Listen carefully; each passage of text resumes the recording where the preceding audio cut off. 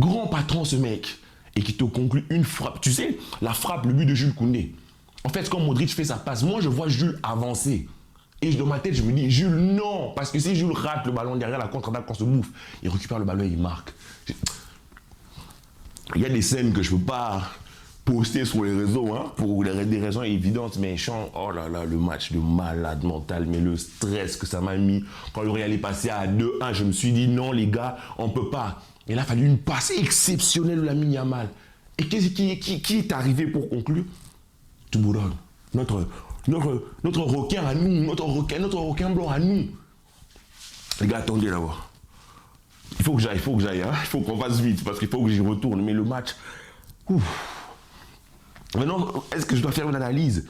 Déjà, le terrain était vraiment horrible, catastrophique. Tout le monde glissait, c'était n'importe quoi. La quantité de bêtises, d'opportunités que l'on rate à cause de ce terrain, c'est dingue. En plus, de notre côté, franchement, défensivement, Inigo Martinez, exceptionnel. Koubarsi, magnifique. Franchement, c'est vraiment Gérard Martin, vraiment, comme le commentateur le disait, il a besoin d'un atelier passe. C'est explosé comme je ne sais même pas comment on s'est fixé, dit que non, pourquoi je ne mets pas forte. Il a voulu donner de la continuité à Martin, c'était moche à voir. Mais franchement, quand Araujo rentre, ça va un peu quand tu mets Martin, Inigo à gauche. Et le milieu de terrain, notre milieu de terrain en première période était exceptionnel. L'abattage de De Jong. De Jong récupérait tous les ballons. Francky aussi. Ça jouait bien. Olmo, magnifique. Et tous les passes. C'était beau. Il nous manquait que le prochain but. Ça doit nous enseigner. Ça doit nous enseigner. Là, sur ce match, on s'en sort. On gagne 3-2.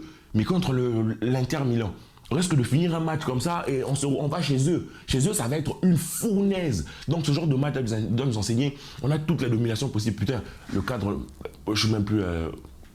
On a toute la domination possible, tout l'avantage du monde possible, et on finit que 1-0.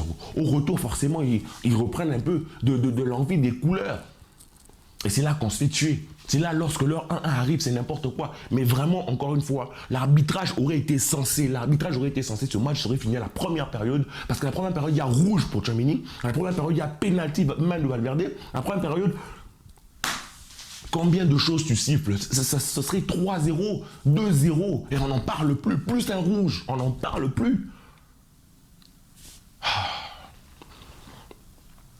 Les gars, je vais dire que tout est branché, hein, parce que j'ai tellement pas envie de refaire ce débrief 2 fois. Je suis en train de câbler. Franchement, sur ce match, il y a eu le Barça qui a joué, il y a eu le Real qui a joué, il y a eu l'arbitre en plein milieu, le système arbitral, qui se sont fait boire, qui se sont fait intimider. Ils ont fait leur conférence de presse pour chialer et dire, ils ont chialé pour de vrai, dire que non, c'est intimidation.